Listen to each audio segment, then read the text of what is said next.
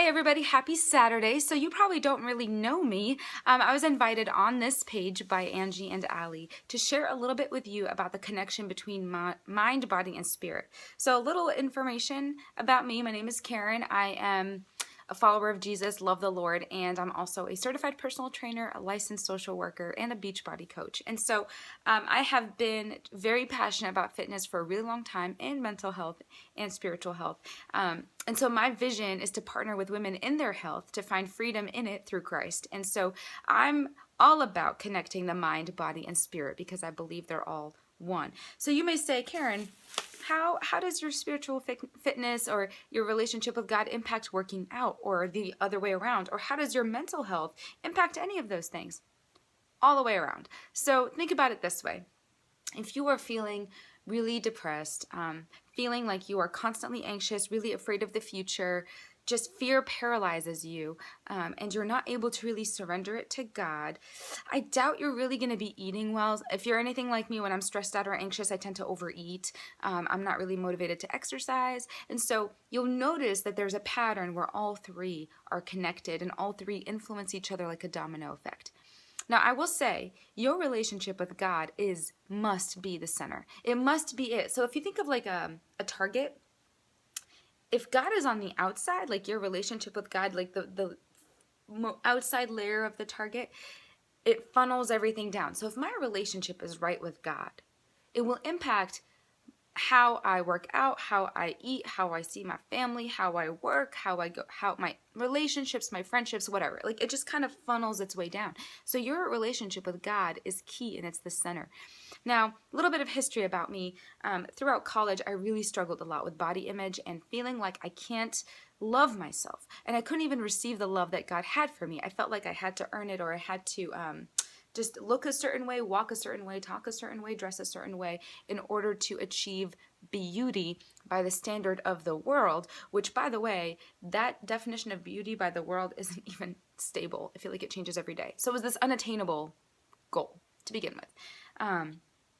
It took me down a spiral for about 3 years. I was like super close to anorexia, then really close to binge eating disorder, and just a lot of negative consequences with my body, with my mind, and with my relationship with God because I couldn't give God the pen to write my health chapter. I gave God the pen in so many other aspects of my life. I said, God, here's the pen to my love chapter. You can write my relationship chapter. You can bring the guy for me that you want. Or, hey, God, here's my career chapter. You can let me know what field you want me to go into. You know my strengths, whatever. But when it came to my health, I took the pen for that. And I was like, this is mine. I'm going to write this chapter because I am brilliant. And I know exactly how to work out. And I know exactly how to eat right. And I know what I need to do to take care of myself. So that did not go well, just FYI. And 3 years later, I decided that I was done trying to do this on my own and gave God the pen. So what happened? It wasn't easy. It was kind of like this, like you give him the pen, but your pinky's still holding on. And that happens still a lot. So essentially, I prayed a lot about God giving me eyes to see myself the way he does. And to see that I was enough the way that I was. And that his love for me was not dependent on my outside anything. That it was all about my heart. And if my heart wasn't right with him, everything that I did on the outside was going to be meaningless. So the more I began to seek God in that, the more he did begin to transform my eyes. And I began to see myself very differently. I began to see my body as a vessel. That workouts and the reason for working out changed. It wasn't now because I want to be a certain number on the scale or because I want to fit in those clothes and look like a hotshot. It was because I never want my body to be a barrier to what God is calling me to do. When I was on the anorexia end, I was weak all the time, depressed all the time, irritable all the time, hangry all the time. And I couldn't serve God very well that way. And so it was kind of a waste. And so I began to see that my body really is a temple and it's an opportunity for God to use me. So if I see a lady walking down the street with a bunch of groceries that she can't carry, I want to be able to say I can do that. Or if Graham and I go on a mission trip, because that's his heart is medical missions, I want my body to be able to handle whatever God is calling me to do. So my reason for working out has entirely changed, right? And my mental health has changed. So as my walk with God began to grow, And as I began to find my identity, my purpose, my worth, my value in Him and who He says I am, I began to see my physical health be so much better. I was less stressed, I was less anxious, less fearful, less depressed, because I knew that my life was secure in His hands. And even though my body is temporary, I was still going to serve Him and honor Him well with it, but it was no longer an idol. I wasn't living to serve and slave my body. I was living to serve the Lord. And part of that was honoring Him with my body. See the difference though? It was no longer an idol. It didn't control me anymore.